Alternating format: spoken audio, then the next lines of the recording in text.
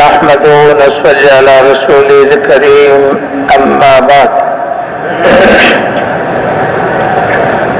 أعوذ بالله من الشيطان الرجيم بسم الله الرحمن الرحيم والذين جاهدوا فينا لنهدينهم سبلنا وإن الله لمع المحسنين. قابل احترام بھائیو دوستو بزرگوں،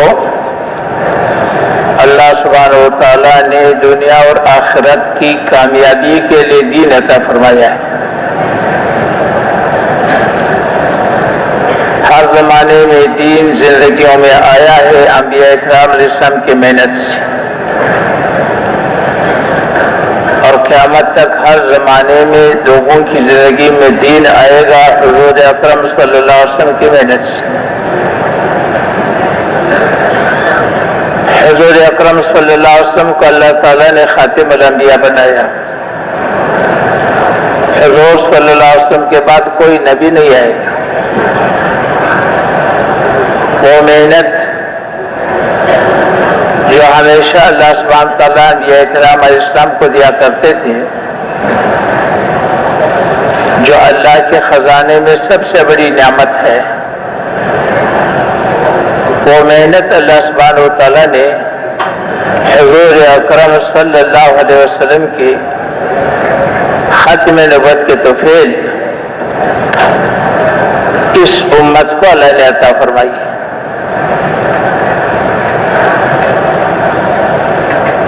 تو اس وقت ہم امت کو اس محنت پر تیار کرنا چاہتے ہیں. پوری امت اس محنت میں لگ جائے جس کے اللہ جل شان، جس کے نتیجے میں اللہ سبحانہ و تعالیٰ دین کو زندہ فرماتے ہیں. اور دینی زندگی وہ مبارک زندگی ہے کہ جس پر رکھ کر اللہ سبحانہ و تعالیٰ دنیا کی کامیابی عطا فرماتے ہیں، دنیا کی مصیبتوں سے حفاظت عطا فرماتے ہیں، اور آخرت کے ہمیشہ کی کامیابیاں نصیب فرماتے ہیں، اور آخرت کے ہمیشہ کی مصیبتوں سے اللہ حفاظت فرماتے ہیں.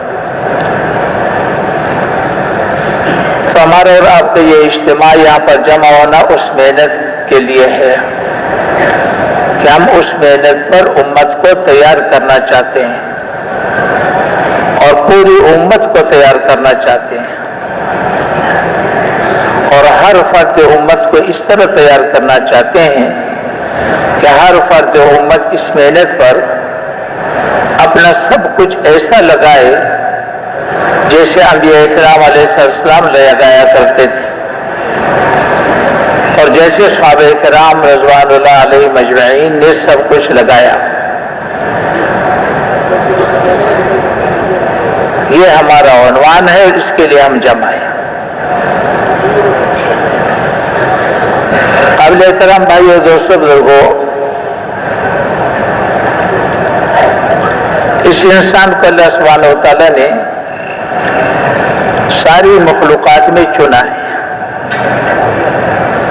اس کو اپنا خلیفہ بنایا، سارے فرشتوں کو اس کے سامنے سجدہ کرایا،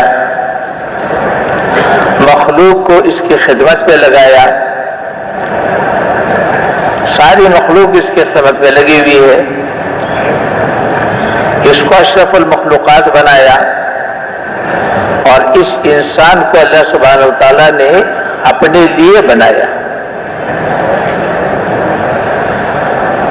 اللہ سبحانہ و تعالیٰ اس انسان کو ختم نہیں کرے گا. موت پر اس کی زندگی ختم نہیں ہوگی، نئی زندگی شروع ہو جائے گی. اللہ سبحانہ و تعالیٰ کہ وہ ذات ہے جو ہمیشہ کے لیے ہے، تو اس انسان کو ہمیشہ اپنے پاس رکھے گا.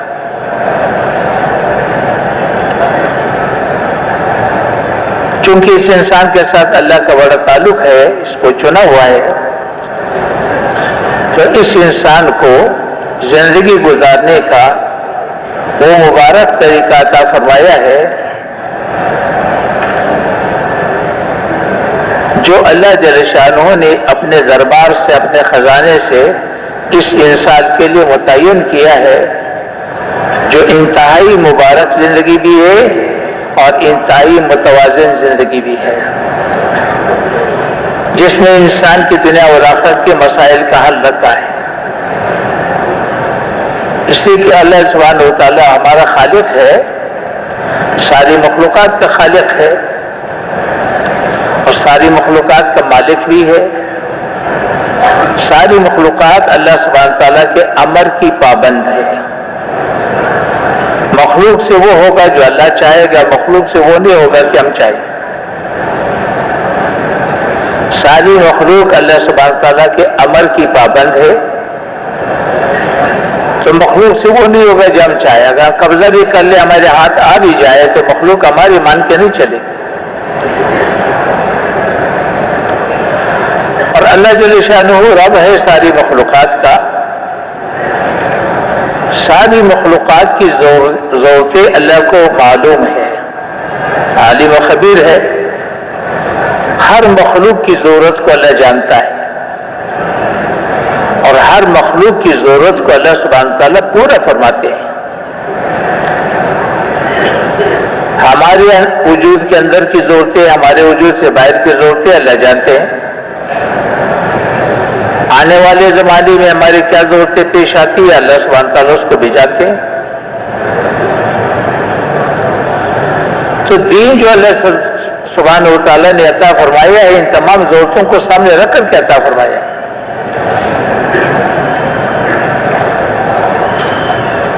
اور اللہ سبحانہ و تعالیٰ تمام ضرورتوں کو جانتا بھی ہے، اس کو پورا کرنے کی قدرت بھی رکھتا ہے۔ اللہ پاک قادر ہے۔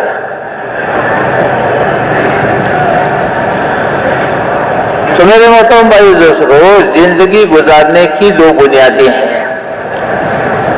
ایک اللہ کا دین ہے جو اللہ سبحانہ تعالیٰ نے بھیجا ہے، ہر زمانے میں انبیاء کرام علیہ السلام کی ذریعے سے اللہ نے دین بھیجا ہے۔ یہ انسانی زندگی ہے اور یہ ایمانی زندگی ہے۔ اس پر اللہ سبحانہ تعالیٰ نے دنیا اور آخرت کی کامیابیاں رکھی ہے۔ اور ایک مادی بنیاد ہے جو شیطانی اور نفسانی بنیاد ہے۔ جب زندگی شیطانی اور نفسانی بنیاد پر اٹھائی جائے گی تو پھر ٹکراؤ ہوگا، چھینا جھپٹی ہوگی۔ اس لیے کہ ہر آدمی کو مادی نقشہ چاہیے، مال چاہیے، عہدہ چاہیے، حکومت چاہیے، اور اسی کو بنیاد سمجھتا ہے، اسی کو اصل سمجھتا ہے، اور اسی کا یقین کرے گا کہ میری تو زندگی مال سے بنے گی، حکومت سے بنے گی، مادی نقشوں سے بنے گی۔ فلاں نقشہ حاصل کروں گا تو میرے کام بنیں گے، میرے سارے کام بنیں گے۔ تو میرے محترم بھائی دوستو بزرگو، جب ایمانی زندگی وجود میں آتی ہے، رحمانی زندگی ہے، انسانی زندگی ہے، جس کا نام دین اسلام ہے،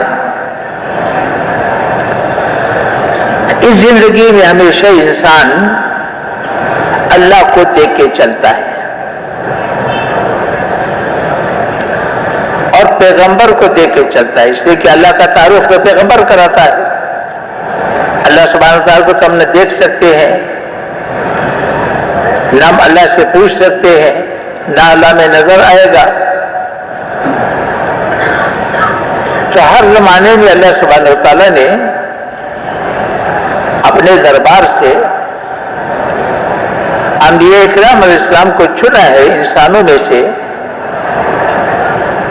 اور اس کو نمائندہ بنایا ہے۔ نبی ہمیشہ انسانوں کے اور اللہ کے درمیان میں واسطہ ہے۔ نبی کا انتخاب بھی اللہ کرتا ہے، نبی کی تربیت بھی اللہ کرتا ہے، اور نبی کی گناہوں سے حفاظت بھی اللہ کرتا ہے، نبی کی رہبری بھی اللہ کرتا ہے۔ نبی انسانوں کو ہمیشہ وہی بتاتا سمجھاتا ہے جو اللہ نے اس کے لیے مقرر کیا ہے، جو اللہ نے اس کی رہبری کی ہے، جو اللہ سبحانہ و تعالیٰ نے بتایا ہے۔ تو اللہ کا تعارف نبی کراتے ہیں اور انسانوں کو اللہ کا تعارف کراتے ہیں، اللہ کے کمالات، اللہ کے احسانات، اللہ کے کارنامے، اللہ کے اختیارات لوگوں کو بتاتا رہتا ہے، سمجھاتا رہتا ہے۔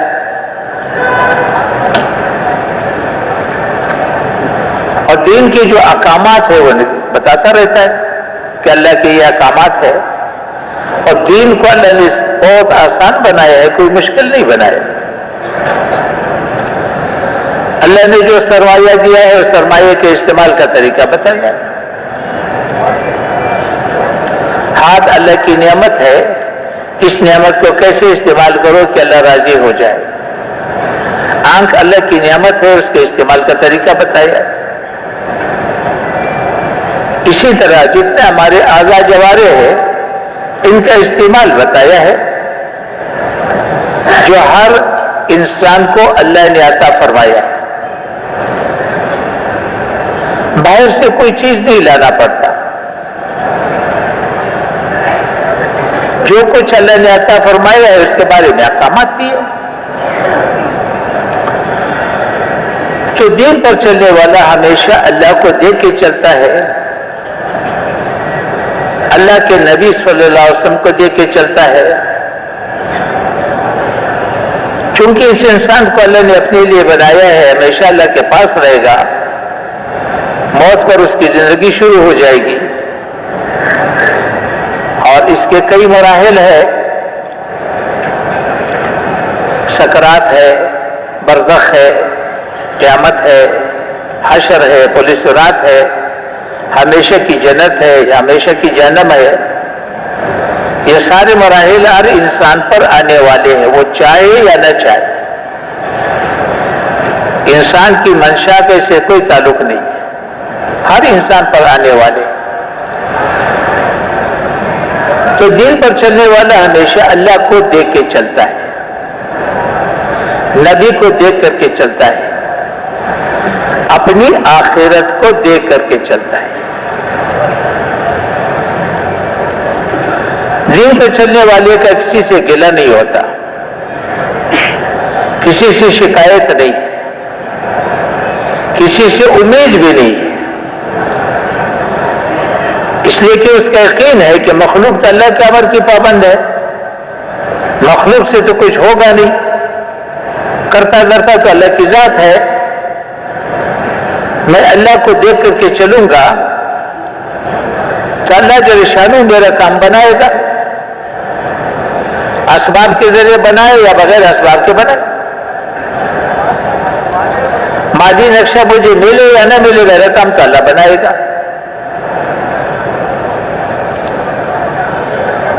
جب اس بنیاد پر زندگی اٹھائی جاتی ہے تو پھر ہر آدمی اپنی ذمہ داریوں کو دیکھتا ہے، کیونکہ انسان کی زندگی ایسی ہے، اشرف المخلوقات والے نے بنایا،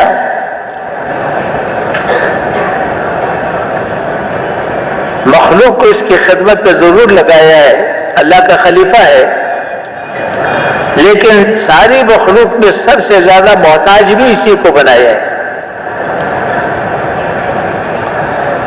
اس لیے کہ انسان اکیلا زندگی نہیں گزار سکتا، والدین کا محتاج ہے، اولاد کا محتاج ہے، بیوی کا محتاج ہے، پڑوسی کا محتاج ہے، بازار والے کا محتاج ہے، دفتر والے کا محتاج ہے، تھانے والے کا محتاج ہے، اسپتال والے کا محتاج ہے، کارخانے والے کا محتاج ہے، لوہار کا محتاج ہے، گلکار کا محتاج ہے، قدم قدم پر یہ محتاج ہے۔ انسانوں کی زندگی، انسانوں کی ضرورتیں ایک دوسرے کے ساتھ لگی ہوئی ہے، ایک کی ضرورت دوسرے کی ذمہ داری ہے، ایک کی ضرورت دوسرے کی ذمہ داری ہے۔ اپنی ذمہ داری کو سامنے رکھ کر کے جب اللہ سامنے ہوگا اور نبی سامنے ہوگا اور آخرت سامنے ہوگا تو آخرت کے محاسبے کو سامنے رکھ کر کے اللہ کی رضا کو سامنے رکھ کر کے نبی کے طریقے کو سامنے رکھ کر کے اس کا کسی سے مطالبہ نہیں ہوگا تو اپنی ذمہ داری پورا کرے گا، چاہے بیوی سے متعلق ہو، چاہے اولاد سے متعلق ہو، چاہے والدین سے متعلق ہو، چاہے بازار سے متعلق ہو، چاہے کارخانے سے متعلق ہو، کہیں بھی ہے جو اس کا استعمال ہے وہ اس بنیاد پر ہوگا۔ اور دین کی جو اللہ نے بنیادیں رکھی ہے وہ ہمدردی کی بنیاد پر ہے۔ یہ تو محبتوں کا دین ہے، ہمدردی خیرخواہی کا دین ہے، دین تو خیرخواہی ہے۔ سب سے بڑا خیرخواہ تو اللہ ہے، سب سے بڑا خیرخواہ تو نبی ہے، نبی تو خیرخواہی کی بنیاد پر آیا ہے، تو اس کی بنیاد تو خیرخواہی ہے۔ تو یہ انسان جہاں جائے گا اس سے خیر ملے گا، جس سے واسطہ پڑے گا اس کو خیر ملے گا۔ والدین اولاد سے کیا چاہتے ہیں؟ یہ اللہ نے اولاد کا دین بنایا۔ اولاد والدین سے کیا چاہتے ہیں؟ یہ اللہ نے والدین کا دین بنایا۔ حکمران کی ضرورت رعایا سے وابستہ ہے، یہ اللہ نے رعایا کا دین بنایا۔ رعایا کی ضرورتیں حکمران سے وابستہ ہے، اللہ نے حکمران کا دین بنایا۔ تو دین پر چلنے والا انسان جو اللہ کو دیکھ کر کے چل رہا ہے، نبی کو دیکھ کر کے چل رہا ہے، آخرت کو دیکھ کر کے چل رہا ہے، کسی سے اس کا مطالبہ نہیں ہے، کسی سے غرض نہیں ہے، کسی سے توقع نہیں ہے، کسی سے امید نہیں ہے، تو یہ آدمی جہاں جائے گا اس سے خیر پھیلے گا، یہ خیر کا چابی بنے گا یا ہمیشہ شر کا تالا بنے گا۔ اب جتنی دینی زندگی عام ہوگی اتنے خیر عام ہوں گے، جتنی دینی زندگی عام ہوں گی اتنے خیر عام ہوں گے۔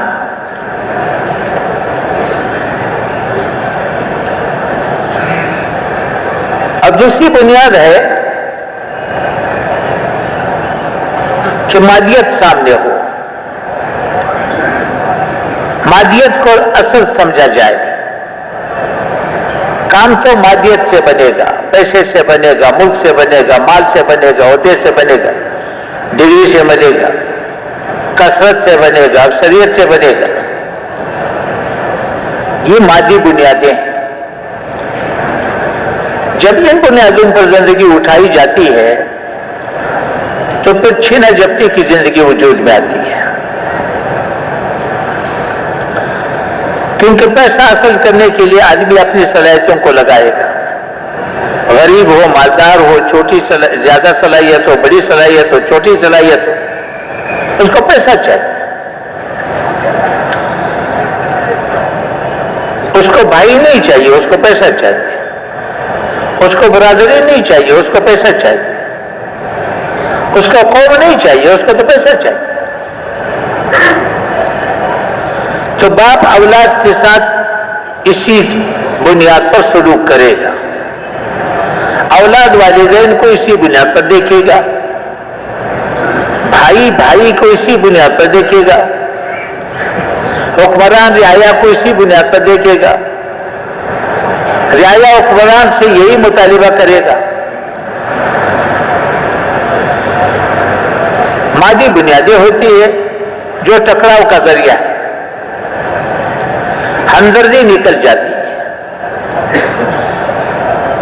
پھر یہ انسان نہیں رہتا، یہ حیوان رہتا ہے۔ حیوانی زندگی ہے، شیطانی زندگی ہے، نفسانی زندگی ہے۔ پھر یہ انسان نہیں رہتے تو بھیڑیا رہتا ہے، حیوانیت کی زندگی ہے۔ اور حیوانی زندگی کے 3 مرحلے ہیں، 3 درجے۔ ایک حیوانیت کے وہ درجہ ہے جیسے گدھا ہے، بکری، گائے، بھینس ہے، اس کو اپنے پیٹ سے غرض ہے، اپنی خواہش پورا کرنے سے غرض ہے، ساری دنیا کے گدھے بھوک سے مر جائے اس کو کوئی پرواہ نہیں ہے، اس کے سامنے گدھا بھوک سے مر رہا ہے اس کو کوئی پرواہ نہیں۔ یہ پہلا مرحلہ ہے۔ تو دوسرا مرحلہ درندگی کی زندگی ہے۔ بھیڑیا پیٹ بھرنے کے لیے بکری کی زندگی کو چھینے گا، شیر پیٹ بھرنے کے لیے گائے کی زندگی کو چھینے گا، اس کو برباد کرے گا، اس لیے کہ پیٹ بھرے گا، اس کو کسی سے ہمدردی نہیں ہوتی۔ اور پھر تیسرا ذریعہ وہ آئے گا جو زہریلے جاندار کی ہے، سانپ ہے، بچھو ہے، اس کی عادت بنتی ہے ڈنگ مارنا، بھلے سے جس کو ڈنگ مارا اس کی زندگی ختم ہو جائے اور اس کو فائدہ بھی نہیں ملے گا، اس کو دوسرے کی زندگی برباد کرنے میں مزہ آتا ہے اور اسی کو کامیابی سمجھتا ہے۔ اپنی تجارت چل رہی ہے، اچھی طرح چل رہی ہے، لیکن پڑوسی کی تجارت کو چلنے نہیں دے گا۔ اسی طرح سارے معاملات ہیں۔ تو پھر حیوانی زندگی وجود میں آتی ہے، جب حیوانی زندگی وجود میں آتی ہے یہ پھر لعنتوں کی زندگی بنتی ہے، چھینا جھپٹی کی زندگی بنے گی، پھر ایک دوسرے سے بیزار رہتے، جہنمی ایک دوسرے سے بیزار رہتے، جہنمی ایک دوسرے پر لعنت کرتے ہیں، ہر جہنمی دوسروں کے لیے اذیت کا ذریعہ بنتا ہے۔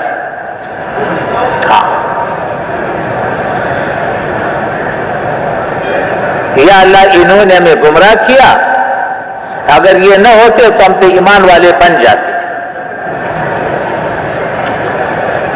تو بڑے کہیں گے ہم نے تمہارے گلے میں رسی نہیں ڈالی تھی، تمہارے پاس ہم بھی آئے، تمہارے پاس انبیاء بھی آئے، علماء بھی آئے، انبیاء کے نمائندے بھی آئے، تم نے ہماری بات مان لی، ان کی نہیں مانی۔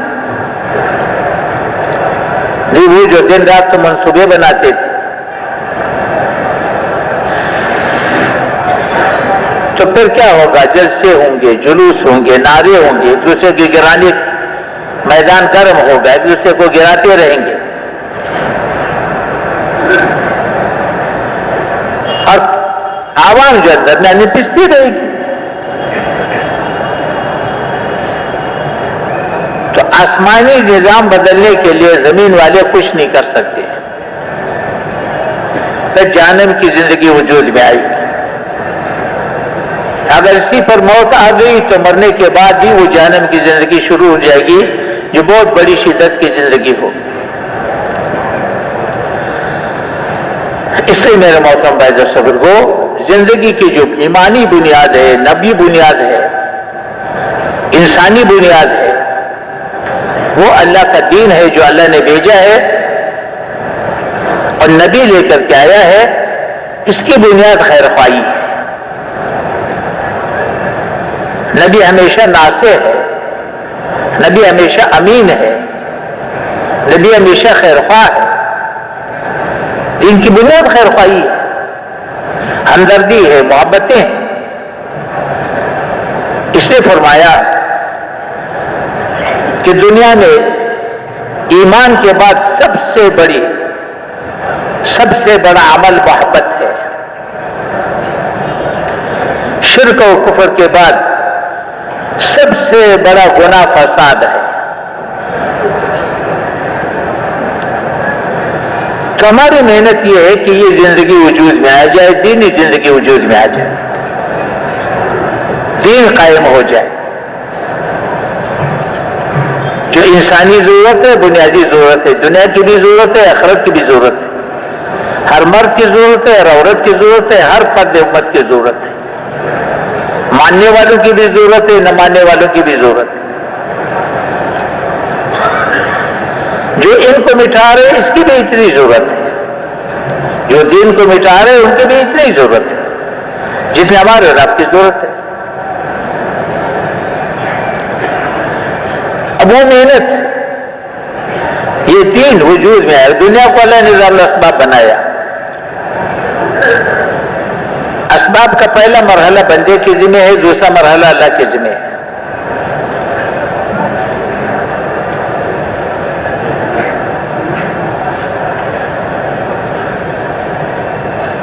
شادی بندے کے ذمہ ہے، اولاد اللہ کے ذمہ ہے۔ کاشت بندے کے ذمہ ہے، فصل اللہ کے ذمہ ہے۔ ساری دنیا کے انسان جنات مل کر کے گندم کا ایک دانہ نہیں بنا سکتے۔ ساری دنیا کے انسان جنات مل کر کے انسان کے ایک انگلی کا پورا بھی نہیں بنا سکتے۔ مختار کل تو اللہ ہے، اسباب میں بھی مختار کل اللہ ہے، لیکن انسان کی محنت کو سبب بنایا ہے۔ تو نبی کی محنت دین کا سبب ہے۔ جیسے غلے اللہ پیدا فرماتے ہیں، انسانی زندگی کو وجود اللہ عطا فرماتے ہیں، لیکن کاشت کو سبب بنایا، شادی کو سبب بنایا، اسی طرح ہدایت اللہ عطا فرماتے ہیں۔ کس کو عطا فرماتے ہیں یہ اللہ کے منشا پر ہے، لیکن ہر زمانے میں نبی کی محنت کو سبب بنایا ہے۔ ہر زمانے میں نبی کی محنت کے نتیجے میں اللہ نے دین کو وجود عطا فرمایا ہے۔ یہ دین کائنات کی روح ہے۔ جزوی دین پر جزوی کامیابی ملے گی، کلی دین پر کلی کامیابی ملے گی۔ جزوی کامیابی میں بہت بڑی کامیابی ہے، اللہ اس کا بڑا قدردان ہے۔ پوری روئے زمین پر ایک آدمی ہے جو اللہ کو ماننے والا ہے، اللہ کو کہنے والا ہے، اللہ کو پکارنے والا ہے، اور عملی زندگی میں نافرمان ہے، مگر اللہ کو پکارتا ہے، اللہ کو مانتا ہے۔ نافرمان بھی ہے، ایمان کا آخری درجہ ہے، اور پورے زمین میں ایک ہے، باقی سارے کفر میں ڈوبے ہوئے ہیں۔ تو اللہ سبحانہ و تعالیٰ کے نزدیک اس کی اتنی بڑی قیمت ہے کہ اس ایک کے لیے 7 زمین 7 آسمان کھڑے رہیں گے، ساری دنیا کی حکومتیں قائم رہیں گی، ساری دنیا کے نظام چلتا رہے گا۔ 800 کروڑ انسانی آبادی ان کی برکت سے کھاتے پیتے رہیں گے، اور اللہ اس کا انتظار کرے گا۔ جس دن اس کی زندگی ختم ہو جائے گی، جس دن اس کو موت آئے گی، اللہ سبحانہ تعالیٰ سارے زمین آسمان کو لپیٹ دے گا۔ نہ آسمان رہے گا، نہ زمین، نہ چاند، نہ سورج، نہ ستارے، نہ سمندر، نہ ہوائیں، نہ پانی، نہ آگ، کچھ بھی نہیں رہے گا۔ اتنا بڑا قدردان ہے اللہ پاک اس دین کا۔ یہ دین کائنات کی روح ہے۔ اور جب یہ انسان مر جائے گا، مرنے کے بعد چونکہ نافرمان رہا، اس کو سزا ملے گی، اور کروڑ سال جہنم میں ڈالا جائے گا۔ سب سے آخر میں جب یہ جہنم سے نکالا جائے گا، کروڑ سال کی سزا کے بعد، تو پھر بھی اس کو اس دنیا سے 10 گنا جنت، 10 گنا بڑی جنت ہمیشہ کے لیے دی جائے گی۔ اور ساری دنیا کے کفار حسرت کریں گے، کاش ہم ایک دفعہ اللہ کا نام لیتے۔ تو دین کا اللہ سبحانہ تعالیٰ اتنا قدردان ہے، جو نماز پڑھے گا، مسجد کو آباد کرے گا، بچوں کو پڑھائے گا، قرآن سیکھے گا، قرآن پڑھے گا، بچوں کو قرآن سکھائے گا، لوگوں کو قرآن سکھائے گا، اس کے اللہ کے یہاں کتنی قیمت ہوگی۔ تو دین کا سب سے زیادہ قدردان تو اللہ ہے. اب وہ دین ہمیشہ نبی کی محنت سے وجود میں آتا ہے. تو نبی کی محنت میں اس لیے انبیاء کرام علیہ السلام نے نبی کی محنت، انبیاء کرام کی محنت سے دین وجود میں آیا ہے. ہر زمانے میں نبی آیا، نبی نے محنت کی، اللہ نے نبی کو محنت کا موقع دیا. اللہ نے نبی کو محنت کا موقع دیا اور لوگوں کو ہدایت کی قبولیت کا موقع دیا. نبی محنت کرتا رہا. جب نبی کی محنت کا دورانیہ پورا ہوا، کسی نبی کو زیادہ وقت ملا، کسی کو تھوڑا وقت ملا. جب نبی کی محنت کا دورانیہ پورا ہوا تو اللہ سبحانہ و تعالیٰ نے پھر اپنا فیصلہ بھیجا. فیصلہ اللہ نے یہ بھیجا کہ نبی کا ساتھ دینے والوں کو اللہ نے زمین کا وارث بنایا، اور جو نبی کے مقابلے پر آنے والے تھے ان کو اللہ نے راستے سے ہٹا دیا، چاہے ان کے پاس کتنے ہی مادی نقشے ہوں. کیونکہ نبی کا جو سرمایہ ہے، باطل کا سرمایہ تو مادیت ہے. باطل تو چلے گا مادی بنیادوں پر، نبی کا سرمایہ تو مائیت ہے، مائیت الہیہ، اللہ کو ساتھ لینا. نبی کا تو اللہ ساتھ دیتے ہیں، اس لیے انبیاء کرام علیہ السلام کو مادی نقشے نہیں دیے، مادی نقشوں کے بغیر بھیجا ہے. اگر کسی کو مادی نقشہ دیا ہے تو نبوت کے لیے نہیں دیا. جتنا انبیاء کرام علیہ السلام کی تفصیلی تذکرہ ہے، نوح علیہ السلام، ابراہیم علیہ السلام، موسیٰ علیہ السلام، نوح علیہ السلام، لوط علیہ السلام، ہود علیہ السلام، صالح علیہ السلام، جتنے بھی انبیاء کرام کے تفصیلی تذکرے ہیں وہ سارے کے سارے وہ ہیں جو فخر و فاقے میں آئے، جن کو اللہ نے مادی نقشہ نہیں دیا، اور جن کے مقابلے میں بھیجا گیا ان کو مادیت کے ائمہ بنا کر کے بھیجا ہے. وہ مادیت کے مقتضا رہے، حکومت کے لحاظ سے، ملکوں کے لحاظ سے، مادی نقشوں کے لحاظ سے. اور پھر اس کمزور نبی کے ذریعے سے، یہ بے بس و بے کس نبی کے ذریعے سے اللہ نے مادیت والوں کو توڑ کے دکھایا ہے. تو پھر کیا ہوا؟ زمین پاک ہو گئی، باطل راستے سے ہٹ گیا، دین قائم ہو گیا. تو اللہ نے نبی کو اپنے پاس بلا لیا. اللہ نے نبی کو اپنے پاس بلا لیا انعام دینے کے لیے. دنیا انعام کی جگہ نہیں ہے، اس کا پیمانہ بہت چھوٹا ہے. ساری دنیا ایک سبحان اللہ کی قیمت نہیں بن سکتی. تو نبی کو انعام دینے کے لیے اپنے پاس بلا لیا. محنت ٹوٹ گئی. جب محنت ٹوٹ گئی تو نتیجہ یہ نکلا کہ دین میں خلل پڑ گیا. اس لیے کہ نبی محنت کا ذمہ دار ہے، امتیں ان کی معاون ہیں، امتیں نبی کی معاون ہوتی ہے، ذمہ دار تو نبی ہے. جب نبی چلا گیا، محنت ٹوٹ گئی تو دین میں خلل پڑ گیا. آہستہ آہستہ بدعت شروع ہو گئی، دین سے دوری شروع ہو گئی. پھر ایسا بھی زمانہ آیا کہ کفر چھا گیا اور دین مٹ گیا. اللہ نے پھر نبی بھیج دیا. تو انبیاء کرام علیہ السلام کے واقعات سنا کر کے اللہ نے یہ ضابطہ سمجھایا. نبی علیہ السلام کو خاتم الانبیاء بنایا، لیکن ضابطہ وہی برقرار رکھا.